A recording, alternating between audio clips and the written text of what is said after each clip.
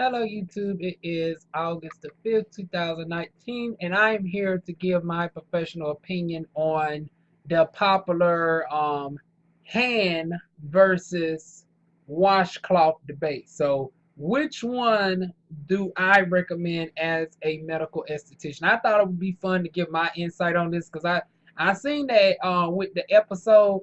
I forgot what Tashina Arnold was on, our good girl from Martin. Shout out to Miss Pam.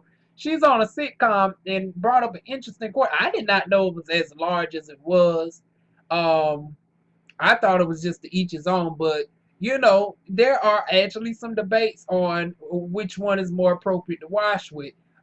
Because Pam did a scene where you know something about body washing came up, and Pam said, "Where her character on that show said, where's your towel?" She said she don't use a towel, she use her hands, and she gave that look like, "What? White people don't use washcloths or whatever." So it all sparked up an interesting conversation. So I wanted to give my insights on: do you actually need a washcloth to wash your body? So in my professional opinion, it varies. This is not necessarily a yes or no question. Um, it's very much open ended.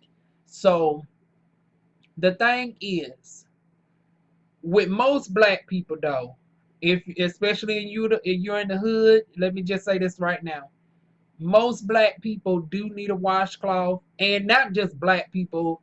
I'm just saying it from my personal observation. I don't know how other races get down as far as um, products and stuff. We'll get to that in general, but um, anybody who falls in this needs a washcloth. And the reason why is if you're just putting the soap on your body and letting the water hit, you're not creating enough friction to actually get rid of the stuff on you. Matter of fact, a lot of y'all got that residue still on you, especially if you work especially if you sweat a lot.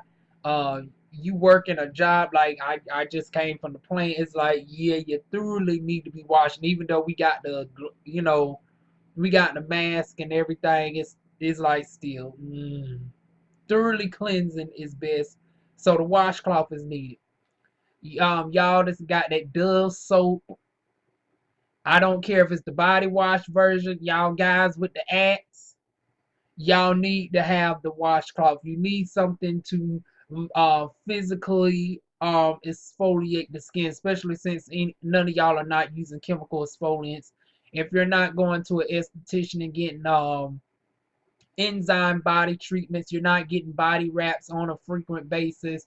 You're not getting any type of body pills, all of which I do. So if you ever need those type of services and you're in the Fayetteville, North Carolina area, feel free to hit your girl up at Lawan Aesthetics. But anyways, if you're not getting those type of services on a regular and you're using Dove, Axe body wash and all that, you definitely need a washcloth. So that's my thoughts on that.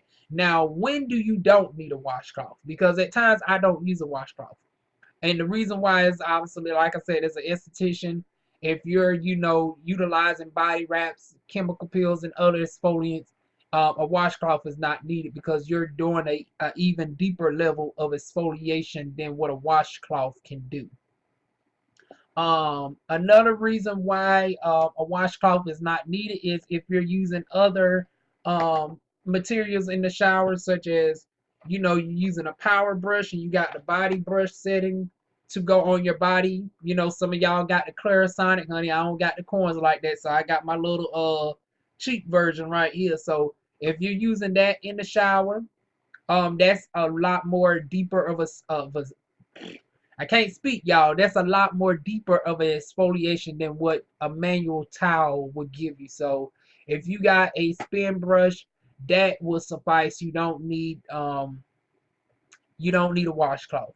Another way you don't need a washcloth is if you are using an exfoliating glove like this. Get them at a dollar store, very inexpensive. Walmart. Just go in the glove section, look for the exfoliating glove, and it does what it does. It got the texture to properly exfoliate your skin, and once again, this I feel exfoliates far better than what most of your washcloths are going to give you. As far as pH balances and stuff, we might as well incorporate that in there as well, because once again, what's the point of washing if you're throwing off your pH? You're drying out your skin. You're wondering why you're especially black people. You know, the darker the Fitzpatrick, the more that ashiness pop up on us, especially if we also suffer from eczema. You wondering why your eczema is flaring up. Once again, it's the soaps that you use as well.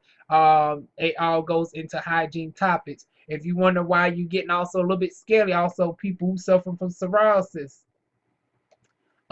we might want to tie this into the soaps and stuff as well. So in addition to whatever you're using, make sure to be more natural as possible. Now, me, I'm the one that goes straight for the African black soap at times for the body. I got one for the face and I got one for the body. This is my African black soap right here. But if you don't want to go strictly to the African black soap, they do have them in the body wash versions. You know, Shea Moisture is good for that. So if you don't want to have this, you don't want to be storing no block like this, you can go ahead and get the Shea Moisture black soap in this form. And yes, it's empty, so I can't really show y'all. They also got a black castor oil, a Jamaican black castor oil bubble wash as well.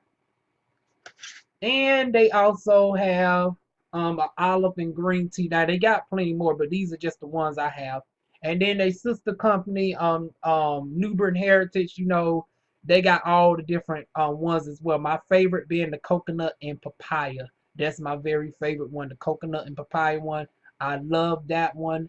And the mango butter, ooh, that's a good one as well. Oh, and then they got one that smells just like a chocolate bar. They got the soap, the chocolate soap that will have you smelling like pure chocolates, pH formulated, so it won't throw off your pH balance, and it will help close down the skin. Won't leave no residue. Once again, all natural ingredients, thus you're not leaving any soap scum on your body. So regardless of whether you're using a towel or not, you don't have to worry about leaving soap scum. But it's definitely more susceptible to leaving soap scum if you're not using a washcloth or any of the exfoliants that I mentioned earlier. But if you're using African black soap is so thoroughly of a clarifier, and it has ingredients in it like plantain, that it actually has anti-germicidal benefits. So if anything is left behind, number one, it's not throwing off the pH. It's actually closer to your skin's pH. Number two, it's actually creating a barrier on your skin that's not only pH balance for your acid mantle, but it's also creating an anti-germicidal back area. That way you don't have to worry about bacteria, and you don't have to worry about odors, because the odors are created from the bacteria. So that is my thoughts in a nutshell, pretty much on the towel versus no towel debate. It depends on your personal washing preferences. Once again, if you're somebody who does not, partake in aesthetic services on a frequent basis, and you're using regular products, you're not using an exfoliating glove. These are the only times where you don't need a washcloth. If you're using an exfoliating glove, you don't need a washcloth. If you're using a spin brush in the shower, you do not need the washcloth. If you are if you have a body peel on, you do not need the washcloth. Oh, I just ran out of my sugar scrub. That's another thing. If you have a sugar or a salt scrub, some of y'all might be using the Shea Moisture uh, scrubs, or you might be using coffee grinds or whatever. If you're using an exfoliant like that, the apricot scrub, I think it's Neutrogena that a lot of y'all like to use. So if you're using something like that, you don't need a washcloth. So if you're using any type of sugar or salt scrubs, you don't need a towel as well, because that's already offering the exfoliation that you need. So sugar, salt scrubs, power brushes, the exfoliating glove, um, and your African black soap. Last but not least, what about your loofahs? Loofahs is very problematic. I personally don't If you're going to use a loofah, you should definitely be that's not going to offer the exfoliation that you need. Matter of fact, your body needs to be exfoliated at least 3 times a week. And the problem with people who only wash with their hands is if you're not using no type of exfoliant, you're more susceptible to buildup.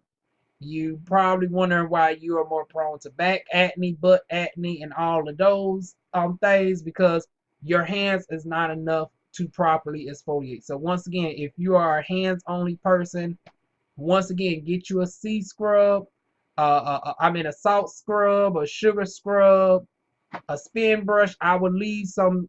Matter of fact, I'll leave some links down below of what you can do. So if you are a hands-only person, you definitely should be using one of those three on a at least 3 times a week. The only exception is a body peel. Body pills you should not be using 3 times a week. You should probably be using only. You should be using once a week or less. Mini body home peel services. So that is it. And then if you come professionally for one, it's once a month. So once a month for professional grade pills, home pills. I prefer on the body once a week. And of course, doing that once a week, do not you're gonna give it 3 days before you follow up with another exfoliant. So keep that in mind. So if you use a body peel on Sunday, the next time you can exfoliate with anything so you don't over exfoliate the skin is on Wednesday. That's the only time you want to space it out, but in general, you can exfoliate every other day as long as it's not a super aggressive, exfoliant such as a body peel. But that is it, y'all. Y'all leave y'all thoughts down below. Like this video if it was helpful to you. Like I said, my product recommendations for exfoliating, especially for people who like to use hands only, will be in the description box below. And I will see y'all soon with more videos. Mwah.